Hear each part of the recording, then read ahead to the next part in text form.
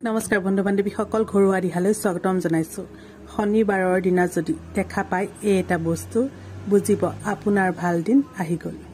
বন্ধু বান্ধৱীসকল শনিবাৰ দিনটো হৈছে শনিদেৱৰ দিন। এই দিনা শনিদেৱৰ লগতে যদি হনুমানজীৰ পূজা অৰ্চনা কৰা হয় তেন্তে সকলো কষ্টৰ পৰা মুক্তি লাভ কৰিব পাৰি। শাস্ত্ৰত শনিবাৰৰ দিনটোক যিকোনো উপায়ৰ বাবে বিশেষ মনা হৈছে। এই শনিবাৰ দিনটোত যদি আপুনি দেখা পায় বিশেষ এটা বস্তু তেন্তে আপোনাৰ ভাগ্যত ঘটিব চমৎকাৰ। শাস্ত্ৰ অনুসৰি শনিবাৰৰ দিনটোত বিশেষ কিছুমান বস্তু দেখা অত্যন্ত শুভ মনা হয়। সেয়েহে শনিবাৰৰ দিনটোত যদি দেখা পায় এই এটা বস্তু তেন্তে লগে লগে কৰি পেলাব এই এটা কাম। আপোনাৰ ভাগ্য মুকলি হ'ব, শনি দুখ খণ্ডন হ'ব, শনিদেৱৰ কৃপাত সকলো দুখ কষ্টৰ পৰা মুক্তি লাভ কৰিব। বন্ধু বান্ধৱীসকল ভিডিঅ'টো চাই ভাল লাগিলে এটা লাইক কৰিবলৈ নাপাহৰিব। ঘৰুৱা দিহা চেনেলটো যদি প্ৰথমবাৰলৈ চাইছে চেনেলটো ছাবস্ক্ৰাইব কৰি ল'ব আৰু কাষতে থকা বেল আইকনটো প্ৰেছ কৰি দিব যাতে আহিব লগা নতুন নতুন ভিডিঅ'বোৰ প্ৰথমে চাব পাৰে। তেনেহ'লে পলম নকৰি জানো আহক শনিবাৰৰ দিনা কি বস্তু দেখা অত্যন্ত শুভ মনা হয়।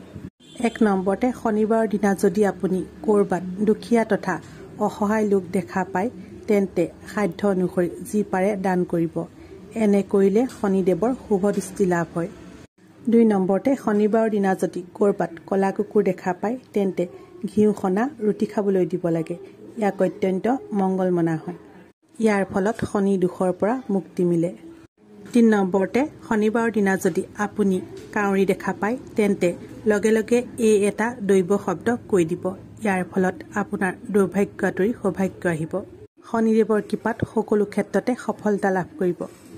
যদিহে ঘৰত বা ঘৰৰ আশে পাশে কাউৰী দেখা নাপায় তেন্তে শনি মহাৰাজৰ ফটো বা মূৰ্তিৰ ওচৰতো এই শব্দৰ জপ কৰিব পাৰিব। এই শব্দ কমেও ৩ বাৰ জপ কৰিব।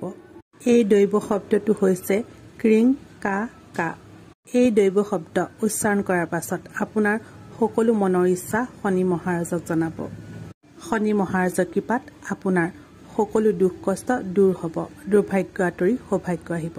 বন্ধু বান্ধৱীসকল যদিহে ভিডিঅ'টো চাই ভাল লাগিল কমেণ্টত শুদ্ধ মনে লিখিব জয় শনিদেৱ।